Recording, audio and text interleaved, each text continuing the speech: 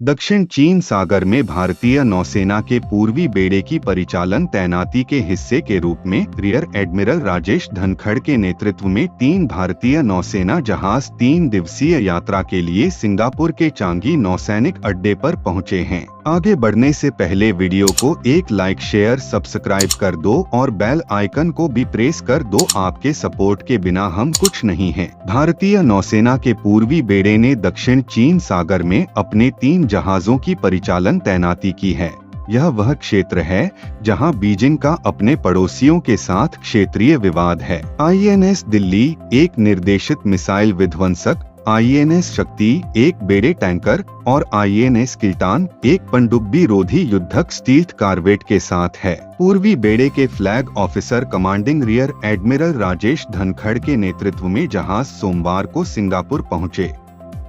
एक प्रेस बयान में भारतीय नौसेना ने कहा कि युद्धपोतों को सिंगापुर गणराज्य की नौसेना के कर्मियों और सिंगापुर में भारत के उच्चायुक्त द्वारा प्राप्त किया गया। यह यात्रा कई कार्यक्रमों और गतिविधियों के माध्यम से दोनों समुद्री देशों के बीच दीर्घकालिक मित्रता और सहयोग को और मजबूत करने के लिए तैयार है। यह तैनाती ऐसे समय में हुई है जब चीनी मिसाइल और उपग्रह ट्रैकिंग पोत युआन वांग 03 हिंद महासागर क्षेत्र में प्रवेश कर चुका है। भले ही दक्षिण चीन सागर के क्षेत्र में भारत की सीधी हिस्सेदारी नहीं है, लेकिन इस क्षेत्र में बीजिंग के प्रभुत्व के कारण यह भारतीय नौसेना के लिए चिंता का विषय बना हुआ है। उनके आगमन पर भारतीय नौसैनिक जहाजों का सिंगापुर नौसेना के कर्मियों और सिंगापुर में भारत के उच्चायुक्त द्वारा स्वागत किया गया।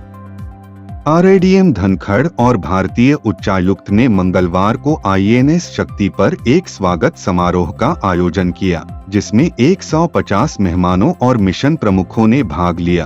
पिछले साल नवंबर में नई दिल्ली में एक कार्यक्रम में तत्कालीन नौसेना प्रमुख एडमिरल R हरि कुमार ने कहा था कि दक्षिण चीन सागर में स्थिति नाजुक थी। उन्होंने कहा कि स्थापित आचार संहिता या विश्वास निर्माण उपायों का उल्लंघन समुद्र में अच्छी व्यवस्था और अनुशासन के लिए एक स्पष्ट और वर्तमान खतरा।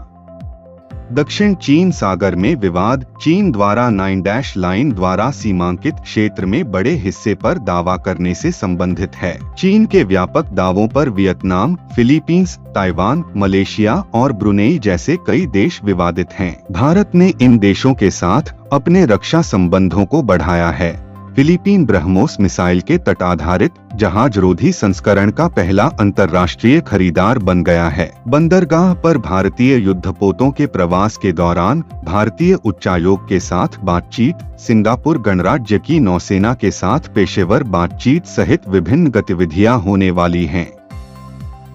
भारतीय नौसेना कर्मी अन्य गतिविधियों के अलावा शिक्षा जगत और सामुदायिक आउटरीच के साथ भी बातचीत करेंगे। भारतीय नौसेना ने कहा कि उसके सिंगापुर गणराज्य की नौसेना के साथ मजबूत संबंध रहे हैं, जिसमें नियमित यात्राओं, सर्वोत्तम प्रथाओं के आदान प्रदान और पारस्परिक प्रशिक्षण व्यवस्थाओं के साथ 3 दशकों का सहयोग, समन्वय और सहयोग शामिल है। इसमें कहा गया है कि मौजूदा तैनाती दोनों नौसेनाओं के बीच मजबूत संबंधों को रेखांकित करती है। उत्तरी प्रशांत महासागर और दक्षिण चीन सागर में लंबी दूरी की परिचालन तैनाती का हिस्सा थाईलैंड का दौरा किया।